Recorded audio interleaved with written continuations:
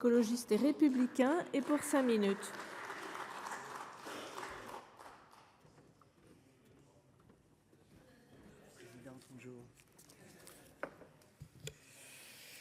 Madame la présidente, madame la ministre, mes chers collègues, nous nous accommodons du retrait de la PPL censée encadrer l'activité des plateformes de revente.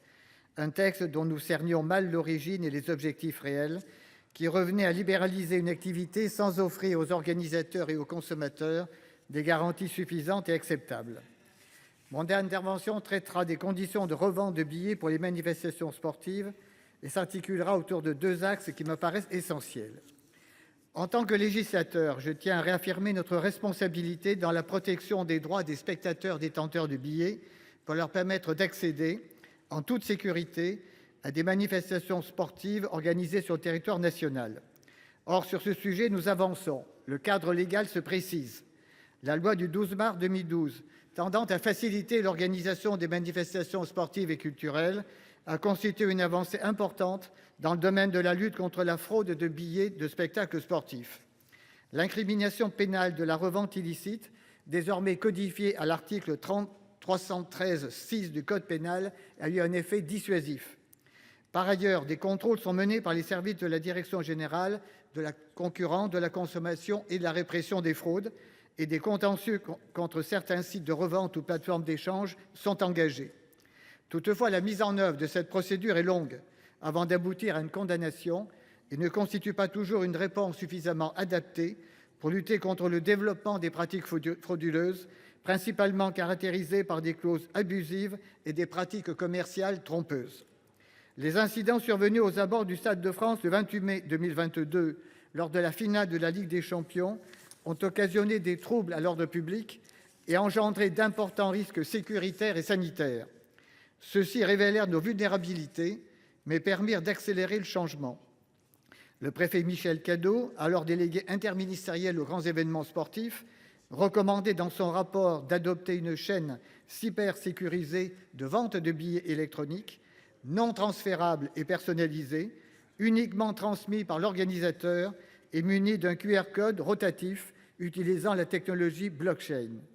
Dans la loi du 19 mai 2023 relative aux Jeux de 2024, un décret a précisé les conditions dans lesquelles les organisateurs de manifestations sportives exposés à un risque de fraude, par leur nature ou par leurs circonstances particulières, sont soumis à une obligation de prévoir des titres d'accès nominatifs, dématérialisés et infalsifiables. Les internationaux de France de tennis et la Coupe du monde de rugby de 2023 avaient, entre autres, anticipé ces évolutions, permettant à l'organisateur de communiquer directement au titulaire du billet, via son téléphone portable, d'éventuelles alertes ou messages d'information. Ces dispositifs, également employés l'été dernier au moment des Jeux, ont concouru au succès de l'événement en assurant une plus grande sécurité des personnes et des biens. La revente illicite de billets à des fins spéculatives nuit à tout l'écosystème sportif. Elle entame injustement le pouvoir d'achat des Français et obère leur capacité à accéder à des événements, lesquels doivent demeurer populaires. Cette activité a également un impact sur les organisateurs et c'est l'objet de mon second point. Tel que mentionné à l'article L. 333-1 du Code du sport, les organisateurs d'événements sportifs, qu'ils soient associatifs, publics ou privés, sont propriétaires et seuls détenteurs du droit d'exploitation des manifestations sportives qu'ils organisent. Cet article se justifie par les investissements consacrés à la création, l'organisation ainsi qu'au développement des dits événements.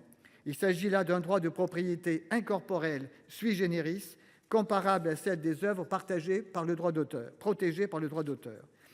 Déjà fragilisés par un contexte économique atone et par la baisse des financements publics et privés dans le secteur sportif, les organisateurs détenteurs de droits subissent un important manque à gagner, puisqu'ils ne touchent aucune rémunération sur la vente de billets qui se fait sans leur autorisation par des plateformes avec lesquelles ils n'ont pas contractualisé. À ce titre, leur intérêt légitime est de contrôler au plus près l'ensemble de la chaîne de valeur générée par l'événement, où la billetterie détient un rôle considérable. L'accroissement de celle-ci représente une recette vertueuse pour les clubs et les instances fédérales. En un mot, l'enjeu est de rester souverain en fixant soi-même ses conditions générales de vente, politique tarifaire et politique de rétrocession des billets. Ainsi, nombre d'entre eux ont internalisé leur système de billetterie et développé leur propre plateforme de revente ou bourse d'échange, des canaux officiels sécurisés de mieux en mieux identifiés et exploités par les consommateurs. La plateforme centralisée de Paris 2024 illustre cette réussite. Sur les 12 millions de billets vendus, 874 000 ont été rétrocédés via ce support. Il nous revient de ne pas déréguler un système au détriment de nos structures fédérales. Ainsi sommes-nous favorables au maintien du cadre actuel et rejetons ce qui pourrait le fragiliser. Merci, cher collègue. Je donne la parole à